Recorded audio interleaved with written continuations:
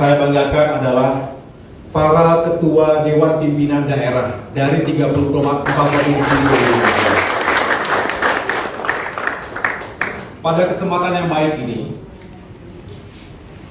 kami akan menyuguhkan berbagai fakta berdasarkan testimoni dari peserta KLB ilegal, KLB abal-abal yang dilakukan atau diselenggarakan pada tanggal 5 Maret 2021 di Deli Serdang, Sumatera Utara.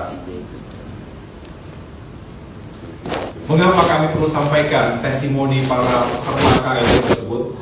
Agar masyarakat bisa mendapatkan informasi yang jelas dan terang benderang, supaya makin yakin bahwa apa yang selama ini kami sampaikan secara terbuka juga mengandung kebenaran, mengandung fakta dan data yang bisa kita simak nanti, termasuk insya Allah bisa dipertanggungjawabkan oleh kita semua.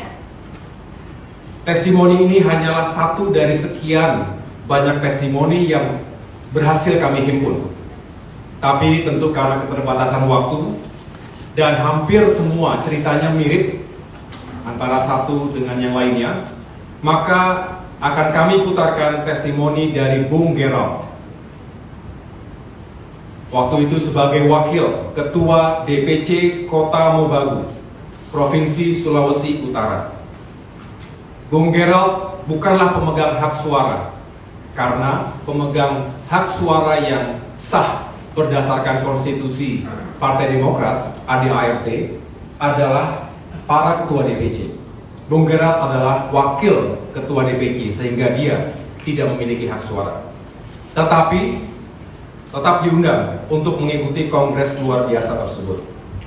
Menurut kesaksian beberapa peserta KLB ilegal dan abal-abal tersebut, yang benar-benar dihadiri di kongres itu adalah 32 mantan ketua DPC yang sudah kami PLT sebelum pelaksanaan kongres tersebut. Kenapa kami copot dari jabatannya? Karena mereka telah melanggar fakta integritas yang telah mereka buat sendiri tanpa paksaan untuk setia dan tunduk serta patuh terhadap konstitusi Partai Demokrat dan kepemimpinan Partai Demokrat sesuai dengan hasil Kongres kelima Partai Demokrat tanggal 15 Maret 2020 lalu. Saya tidak ingin berpanjang lebar, agar lebih jelasnya, mari kita saksikan testimoni Bung Gerald yang saya sampaikan tadi.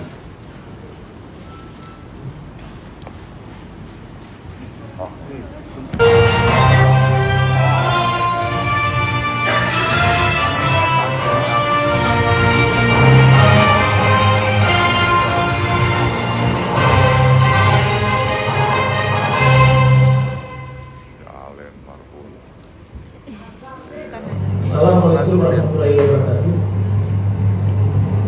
Baik, saya akan perkenalkan diri dulu. Nama saya Gerald Peter Thomas. Saya berasal dari DPC Kota Mobagu. Jabatan saya wakil ketua Dewan Pimpinan Cabang Partai Demokrat Kota Mobagu. Dengan revisi struktur kepemimpinan Bapak Agus Harimurti sebagai ketua umum. Jadi saya menjelaskan di sini bagaimana kronologis terjadinya kongres luar biasa, mulai dari awal siapa yang menghubungi saya dan mengajak saya. Yang pertama, yang mengajak saya untuk mengikuti kongres ini adalah salah satu kader Partai Demokrat yang sudah dinonaktifkan dari jabatannya sebagai direksi eksekutif dan sudah dicabut kartu anggotanya sebagai anggota Partai Demokrat. Pada tanggal 18 Februari, dia mengajak saya melalui WA untuk mengikuti kongres. Dan disampaikan oleh Pak Feki, ikut kongres luar biasa ini memilih ketua umum yang baru, yang langsung dikatakan adalah Pak Muldoko, bahwa kita gerbong sekarang ada gerbong Pak Muldoko. Saya awalnya menolak untuk mengikuti KLB tersebut karena saya benar-benar mencintai Partai Demokrat dengan kepemimpinan Pak Agus Harimurti Yudhoyono atau Mas Ahaye.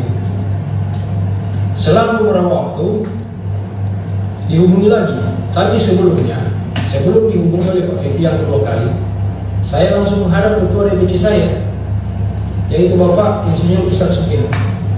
Saya menanyakan dengan kejadian akan dilaksanakannya KLB ini. Ketika ketemu dengan ketua DPC saya, Pak Ishak, saya ceritakan, Pak Ishak malah marah saya. Jangan ikut gerbong itu, karena gerbong itu dusta semua. Gerbong itu salah semua, cacat hukum ketika akan dilaksanakannya KLB. Jadi jangan masuk di gerbong itu. Saya iakan, oke ya, saya tidak akan ikut gerbong itu. Tiba-tiba selang beberapa hari kemudian, ditelepon lagi sama Pak Fethi Jande bahwa akan mendapatkan uang yang besar, uang yang gede, kalau saya mau mengikuti kongres tersebut. Dengan alasan ketua DPC tidak mau, maka wakil ketua bisa. Saya bilang sama Pak Fethi Jande, saya ini belum pegang SK untuk revisi struktur yang ketumnya Ahaye, Mas Ahaye. Pak Fethi katakan sama saya, ya tidak apa-apa, ikut saja, yang penting sudah ada di lokasi KLB. Kita akan memilih ketum baru, yaitu Pak Muldoko. Oke, saya bilang, saya ikut karena ini uang besar, 100 juta. Yang pertama, kalau sudah tiba di lokasi akan mendapatkan 25% dari 100 juta, yaitu 25 juta. Selesai KLB akan mendapatkan sisanya, yaitu 75 juta. Tapi nyatanya kita cuma dapat uang 5 juta. Yang menjadi rancu dalam proses KLB ini, yaitu pemilihan ketua umum. Pemilihan ketua umum dalam proses KLB ini secara voting, ketika ditanya siapa yang akan dipercayakan untuk menjadi ketum, para peserta berteriak Pak Muldoko. Ditanya lagi siapa lagi yang bisa menjadi calon ketua umum, para peserta juga berteriak Pak Marzuki Ali. Dicatat oleh pimpinan sidang, dalam hal ini Pak Joni Allen. Setelah mendapatkan 2 nama untuk menjadi calon ketua umum, Pak Joni Allen langsung teriak ke peserta, yang mendukung Pak Muldoko mana? Semua berdiri, angkat tangan ke atas, ya kita pilih Pak Muldoko. Siapa yang memilih Pak Marzuki Ali? Berdiri lagi peserta, angkat tangan, kita pilih Pak Marzuki Ali. Tiba-tiba Pak Joni Allen langsung mengetuk palu bahwa yang terpilih ketua umum dalam kongres luar biasa ini adalah Pak Muldoko. Yang sementara Pak Muldoko ini tidak ada di tempat musyawarah, tidak ada di tempat KLB, hanya ada Pak Marzuki Ali, tetapi sudah ditetapkan sebagai ketua. Yang menjadi persoalan kedua, Pak Muldoko ini kan tidak terdaftar sebagai anggota Demokrat atau kader Demokrat ataupun pimpinan Demokrat, baik itu mulai dari ranking, cabang maupun daerah, apalagi DPP. Pak Muldoko itu masuk menjadi anggota setelah dibacakan tata tertib Kongres luar biasa. Ini tata tertibnya yang dibacakan oleh Pak Joni Allen. Ada di pasal kelima ini, pasal 20, poin yang kelima. Anggota dan kader Partai Demokrat yang dibuktikan dengan kartu tanda anggota atau KTA Partai Demokrat dan atau kader yang baru masuk melalui KLB ini, maka yang bersangkutan ditetapkan telah memiliki KTA Partai Demokrat dengan nomor khusus atau spesial. Kalau yang menjadi saya ketika itu ini Pak Muldoko ditetapkan sebagai anggota atau kader Partai Demokrat pada saat KLD dan sudah mempunyai KTA. Sekarang pertanyaan, KTA Pak Muldoko ini siapa yang tanda tangan? Kan yang tanda tangannya ketua umum. Kebetulan saya punya KTA juga yang ditandatangani oleh ketua umum waktu itu masih Pak SBY. Ini contohnya saya kasih lihat ya. Kita kasih baru ini. Dari KTA ini KTA saya ditandatangani oleh Pak SBY. Ini ada ketua umum dengan sekjen Pak Hinca waktu itu.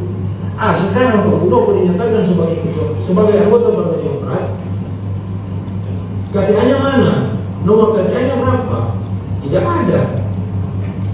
Terus dipilih sebagai ketua umum. Ini kan aneh. Yang jadi persoalan kedua ini rancu juga peserta yang hadir. Peserta ini yang hadir tidak ada registrasi sama sekali. Registrasi peserta tidak ada sama sekali. Sedangkan kita mendapatkan kartu peserta yang ada barcode-nya. Kita ini cuma pakai kartu peserta masuk dalam ruangan kongres.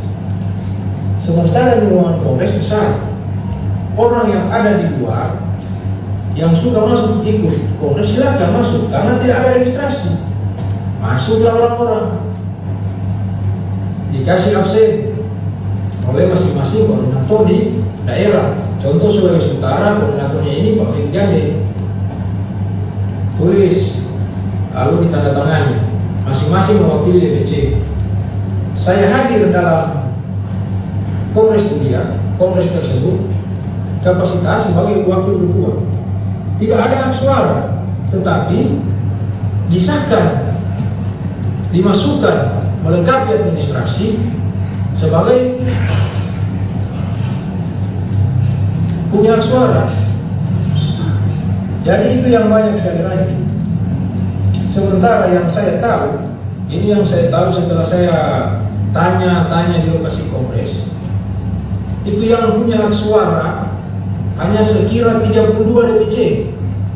Setelah saya berdiskusi dan saya tanya-tanya, hanya 32 yang saya dapati dari 412 peserta. Ini kan jadi aneh juga. Sedangkan syarat untuk memilih ketua umum dalam kongres luar biasa itu harus 2/3 dari suara sah ketua-ketua DPD dan 1/2 ketua-ketua DPC. Jadi 412 ini, 412 peserta yang ikut dalam kongres ini, yang sah itu suaranya yang 32 DPC, yang sisanya ini suara hantu. Tidak ada, macam saya ini suara hantu. Saya tidak ada kapasitas untuk memilih. Suara hantu. Bisa saya hadir, unsur saya wakil ketua, tapi kalau berikan hak suara tidak bisa. Nah inilah yang terjadi dalam kongres. Yang berikut, saya itu hadir 3 kali buat surat pernyataan. Tanda tangan di atas materai 10.000. Yang saya tanda tangan surat pernyataan pertama, inti dari surat itu mendukung penuh Bapak Muldoko menjadi ketua umum. Kita ikut kongres. Setelah ikut kongres, tiba-tiba dikasih lagi surat pernyataan kedua dengan isinya membatalkan surat pernyataan pertama bahwa tidak mendukung Pak Muldoko. Hah? Sudah lakukan itu, tiba-tiba muncul lagi surat pernyataan, tanda tangan lagi mendukung penuh Pak Muldoko. Kenapa ya Bang kayak gitu? Jadi 3 kali saya tanda tangan surat. Ke sananya. Oh, wow. Kemudian Uangnya belum turun. Jadi bikin surat pernyataan. saya menyatakan di sini bahwa sebagai pelaku dalam kongres tersebut, pelaku dalam kongres luar biasa itu, saya menolak hasil kongres itu karena banyak yang tidak sesuai dengan aturan-aturan partai, tidak sesuai dengan aturan hukum yang berlaku, kemudian tidak sesuai dengan ADART yang ada. Ini ADART-nya, ini saja tidak dibacakan pakai ADART ini. Tidak tahu ini tahun berapa ini dikeluarkan ADART. Ini yang dipakai, tapi tidak dibahas ini ADART. Tidak ada pembahasan. Jadi saya minta kepada Bapak Menteri Hukum dan HAM dengan hormat Pak Yasona agar tidak mengeluarkan keabsahan atau apabila Bapak Menteri mengesahkan KLB tersebut, demi Allah saya siap bersaksi sampai di pengadilan bahwa KLB tersebut adalah ilegal.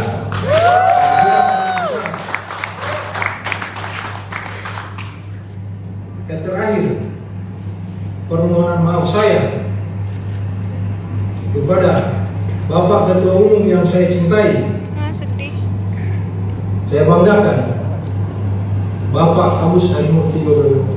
Saya mohon maaf dengan keterlibatan saya mengikuti KLB karena iming-iming uang besar, saya ikut. Yang pada akhirnya saya hanya mendapatkan uang 5 juta dari hasil KLB. Kami merontak karena tidak sesuai harapan. Tiba-tiba dipanggil dan ditambahin uang 5 juta oleh Bapak M. Nasaruddin. Oh, dia.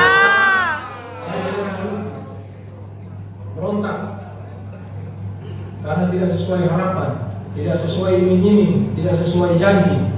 Dengan terlaksananya KLB akan mendapatkan sekian uang, pada akhirnya cuma dapat 5 juta. Yang kedua, dari Papua mereka melakukan lagi pemberontakan, tiba-tiba diamankan juga oleh Pak Nasaruddin. Walah. Begitu juga dari daerah lain. Yang terakhir itu dari Sulawesi Utara, salah satunya saya tidak terima sama sekali karena saya sudah berkorban. Saya sudah melawan ketua DPC saya, sehingga dipanggil dan ditambah uang 5 juta. Total kita dapat uang 10 juta. Jadi yang kedua, saya mohon maaf dengan keterlibatan saya ini kepada ketua DPD saya, Bapak Nur Bastian. Mohon maaf dengan keterlibatan saya karena itu, Pak, saya diiming-iming uang. Yang paling terakhir, saya merasa bersalah dan saya merasa menyesal sudah mengikuti kongres luar biasa ini tanpa seizin ketua DPC saya yang begitu saya hormati, begitu saya banggakan, seorang guru politik saya, Bapak Insinyur Ishak Sudiha. Saya mohon maaf sebesar-besarnya dengan keterlibatan saya tanpa pamitan sama ketua, tanpa minta persetujuan, tanpa minta SK. Saya sudah melangkahi ketua, datang ikut kongres dengan ajakan Bapak Feki karena iming-iming uang gede, diiming mendapat uang 100 juta. Saya ikut. Demikian, itulah proses yang terjadi dalam kongres luar biasa Partai Demokrat di Deli Serdang, tepatnya di Sibolali. Terima kasih. Assalamualaikum warahmatullahi wabarakatuh.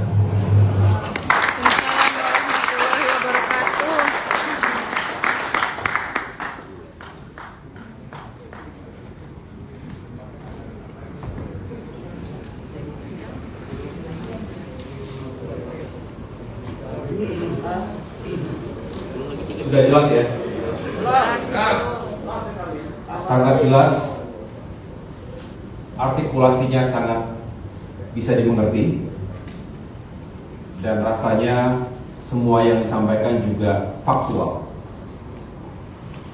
Kita jadi speechless Ternyata memang seburuk itu kejadian sesungguhnya.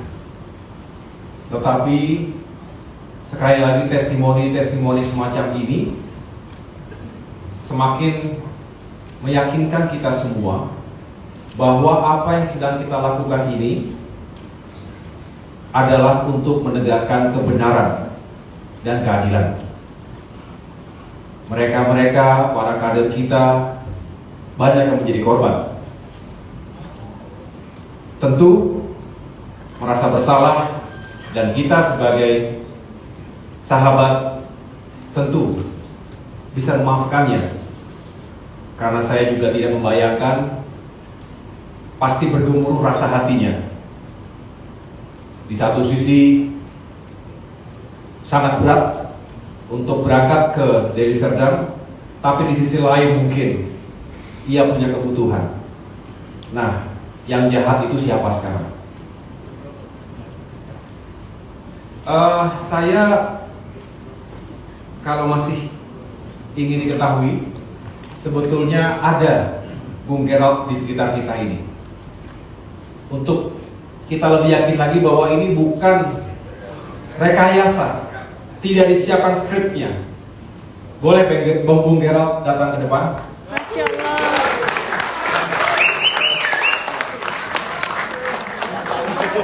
Ada bedanya kalau.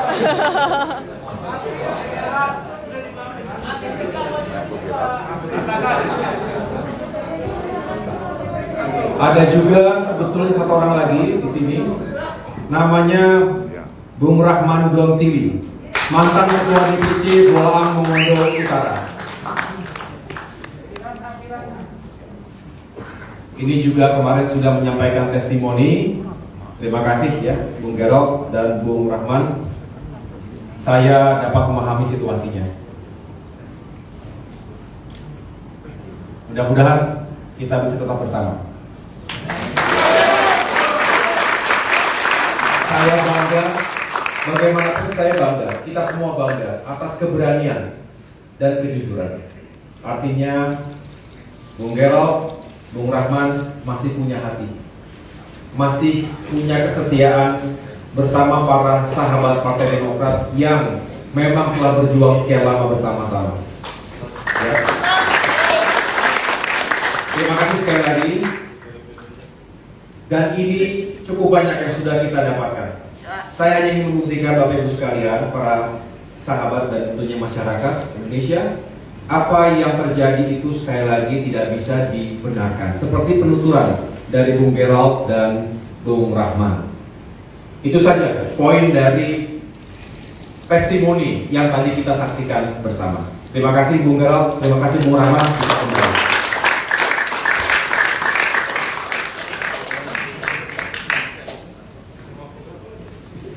Langsung minta maaf kepada Ketua DPD-nya.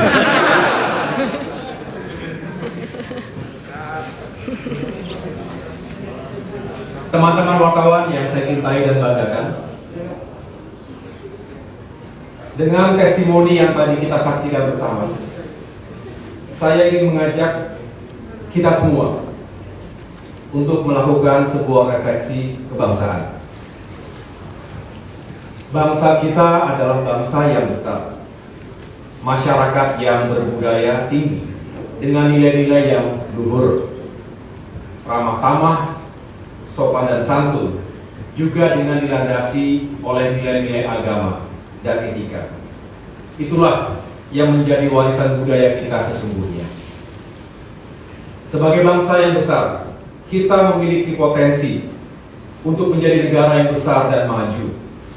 Untuk menjadi negara yang besar dan maju itu tidak mungkin bisa dicapai dengan proses yang sesaat dan waktu yang singkat. Untuk itu membutuhkan proses, baik waktu dan kerja keras, keringat, bahkan darah dan air mata, untuk mencapai tujuan besar itu yang dibangun dengan moral dan etika, bukan dengan jalan pintas, apalagi menghalalkan segala cara, baik menggunakan kekuatan uang maupun menggunakan elemen kekuasaan. Hari ini sebagaimana kita saksikan dalam testimoni peserta kongres ilegal tersebut, kita disajikan oleh suguhan praktik-praktik politik yang tidak fair. Saya bicara di sini tidak hanya dalam konteks sebagai ketua umum partai politik yang sah, tetapi juga sebagai generasi muda yang menginginkan masa depan atas bangsa dan negara ini yang lebih baik. Saya yakin kita semua memiliki cita-cita besar itu.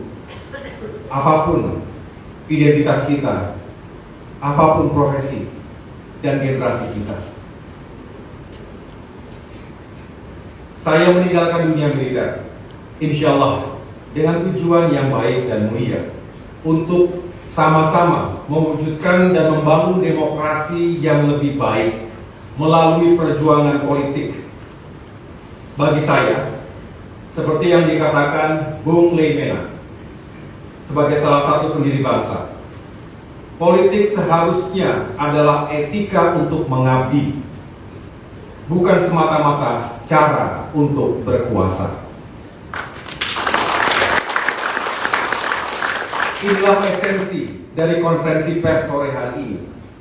Saya ingin membawa pesan demokrasi yang sehat dan juga nilai-nilai fairness.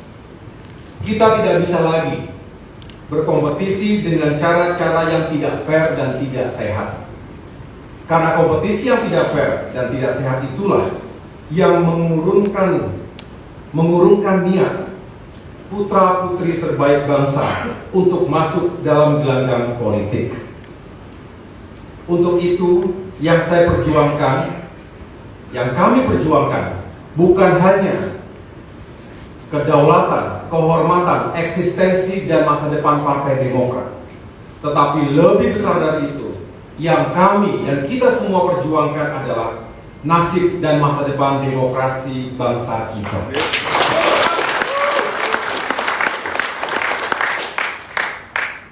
Terhadap KSP Muldoko, secara pribadi, saya tidak ada masalah dengan beliau.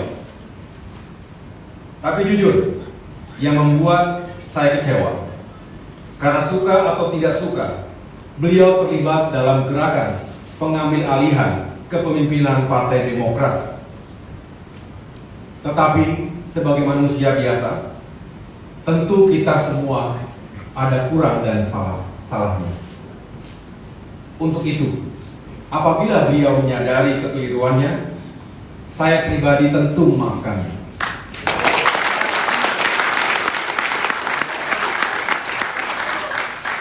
Sebagai mantan prajurit dan beliau mantan panglima, saya tetap hormat. Itulah tradisi keprajuritan yang kami junjung tinggi di militer. Once a soldier, always a soldier. Tetapi kami bermohon kebesaran hati untuk bisa menyadari bahwa apa yang telah terjadi dan apa yang dilakukannya memang telah menyakiti ratusan ribu, bahkan jutaan kader dan simpatisan Partai Demokrat.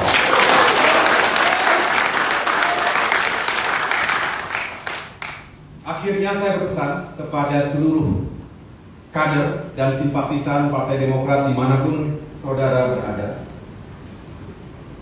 Meski kita saya ulangi, meski kita miskin harta, tetapi jangan miskin harga diri.